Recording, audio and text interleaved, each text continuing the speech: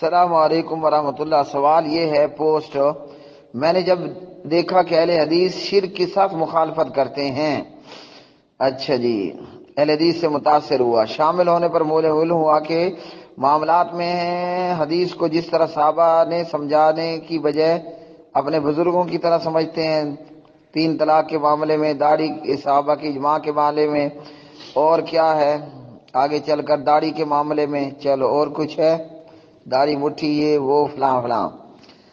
جی میرے بھائی، یہ خواہ کوئی اہل حدیث سے ڈر گیا ہے۔ الحمدللہ اہل حدیث قرآن اور حدیث کو بھی لیتے ہیں اور قرآن اور حدیث کو فہم صحابہ پر لیتے ہیں۔ صحابہ کرام، تابعین، تبع تابعین، ہمارے سلف الصالحین، اور ہم قرآن مجید کو سبیل المومنین پر لیتے ہیں، یعنی وہ فہم اختیار کرتے ہیں جو صحابہ، تابعین، تبع تابعین نے لیا رضوان اللہ تعالی علیہم اجمعین، ٹھیک ہے، اپنی طرف سے نہیں۔ تو اس لیے یہ بات تو ہے ان کی غلط۔ ہمارے بزرگ 1 کروڑ ہو جائیں، ہم اہل حدیث 1 کھرب ہو جائیں، ہمارا صحابہ سے نہ ہمارے بزرگوں کا کوئی صحابہ سے مقابلہ ہے۔ صحابہ بلا مقابلہ جیت چکے ہیں۔ اولئک الذین امتحن اللہ قلوبہم للتقوی۔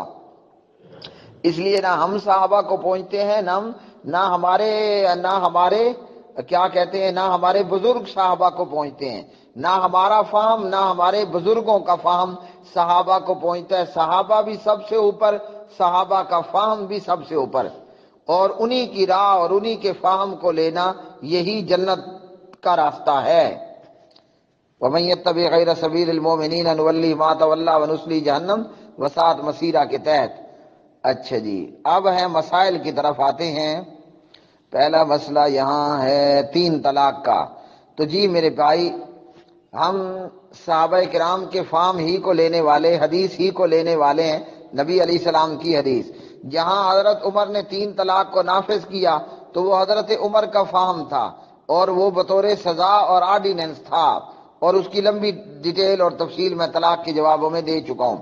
وہیں پر عبداللہ ابن عباس رضی اللہ تعالی عنہما بھی تو صحابی ہی ہیں نا، اور کوئی عام صحابی بھی نہیں ہے، مفسر قرآن ہیں۔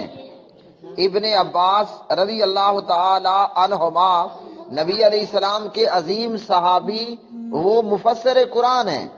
حضرت عمر کا اپنا ایک مقام ہے جس کا کوئی مقابلہ نہیں، ابن عباس کا اپنا ایک مقام ہے جس کا کوئی مقابلہ نہیں، اور اسی طرح باقی صحابہ کرام۔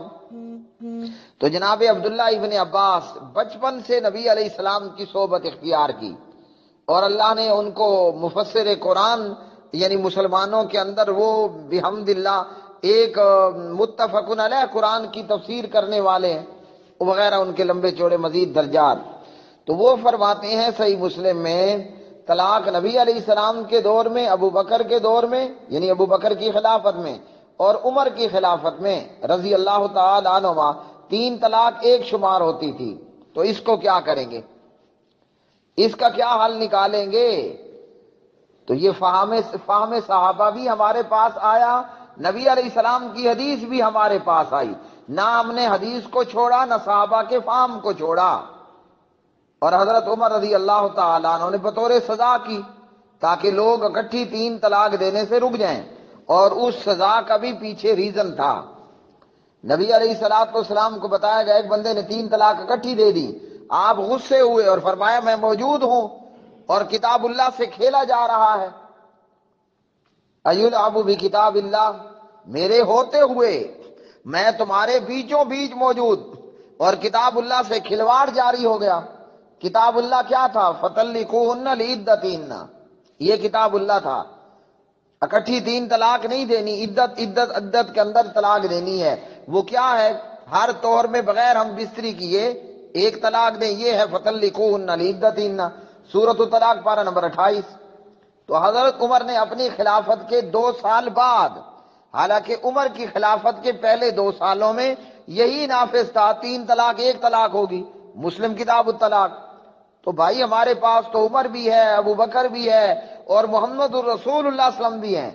اہل حدیث سے بڑا خوش بخت اور چنگے نصیبوں والا آج تک ماں نے جنا ہی نہیں ہے۔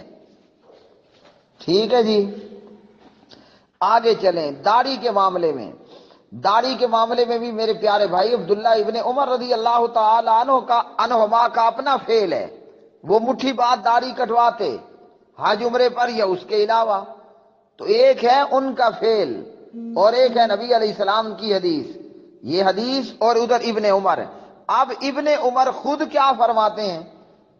جب بتایا گیا کہ آپ کے والد محترم نے تو یہ کہا، تو ابن عمر کہتے ہیں کہ میں تمہیں نبی علیہ السلام کی حدیث بیان کرتا ہوں اور تم کہتے ہو تمہارے والد بزرگوار نے یہ کہا، مجھے ڈر ہے کہیں آسمان سے پتھروں کی بارش نہ نازل ہو جائے۔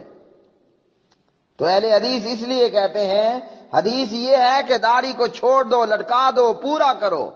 صحیح بخاری، جامع ترمذی، مسند امام احمد ابن حنبل رحمہ اللہ۔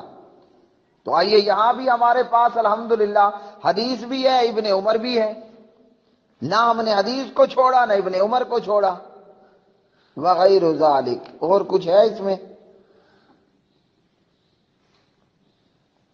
بزرگوں کا بھی ہو گیا، طلاق کا بھی ہو گیا، داڑھی کا بھی ہو گیا۔